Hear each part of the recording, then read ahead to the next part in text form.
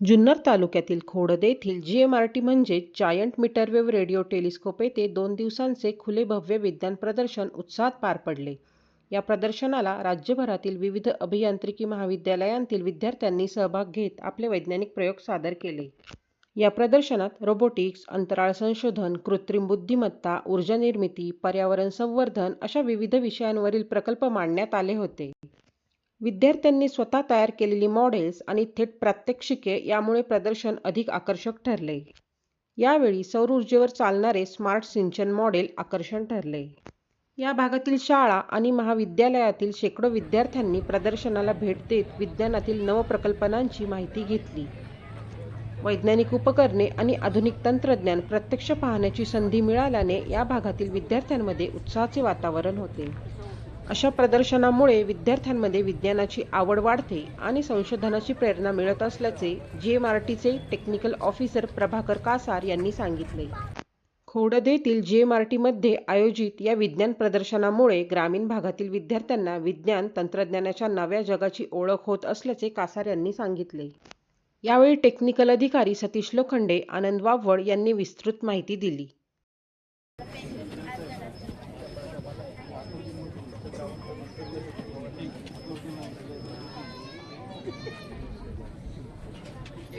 नमस्कार, मी प्रभाकर कासार.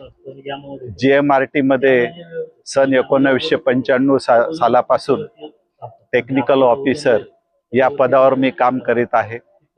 या विज्ञान दिवसानिमित्त ही जीएमआरटी रेडिओ टेलिस्कोप आपल्यासाठी 2 दिवस बघायला उपलब्ध असते.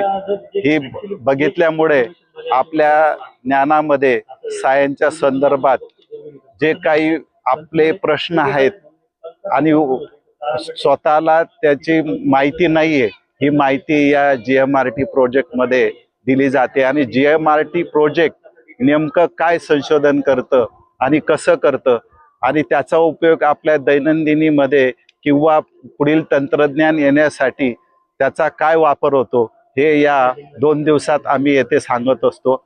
असंख्य विद्यार्थी इंजिनिअरिंग कॉलेजचे, शाळेचे या 2 दिवसामध्ये या प्रोजेक्टला व्हिजिट करतात आणि त्यांच्या प्रश्नांचा उकल आम्ही येथे देत असतो.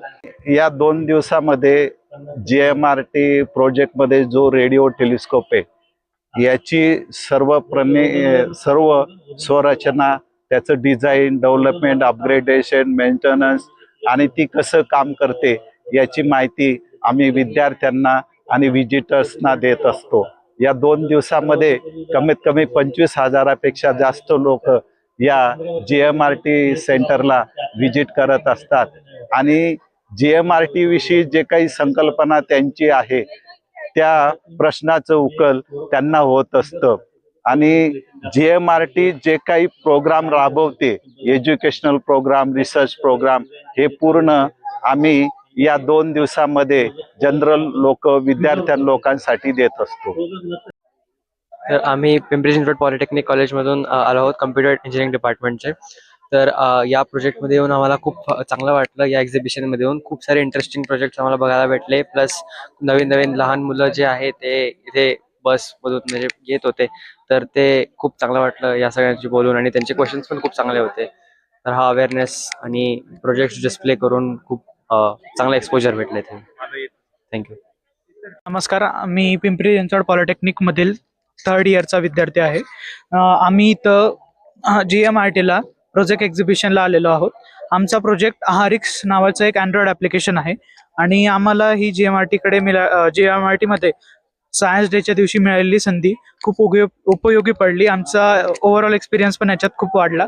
आम्हाला ही संधी खूप काही शिकवून पण गेली की तुम्ही बाहेर जाऊन कसं स्वतःला प्रदर्शित कराल, कसं स्वतःबद्दल अजून जाणून घ्याल आणि प्लस तुमचे जे पण काही तुम्ही बनवलेलं आहे ते तुम्ही दुसऱ्यांसमोर एकदम कॉन्फिडंटपणे कसं सादर कराल हे आम्हाला इथे कळलं. धन्यवाद. ते जीएमआरटी मध्ये आपला प्रोजेक्ट होतो नोवरी नाव इट्स ग्रीन एव्हनरी आणि इथं आल्यावर मला समजलं की येथील मुलं खूपच छान छान पद्धतीचे प्रोजेक्ट घेऊन आले. हा माझा फर्स्ट टाइम असला तरी भविष्यात मी नेहमी इथे येण्याचा प्रयत्न करेन.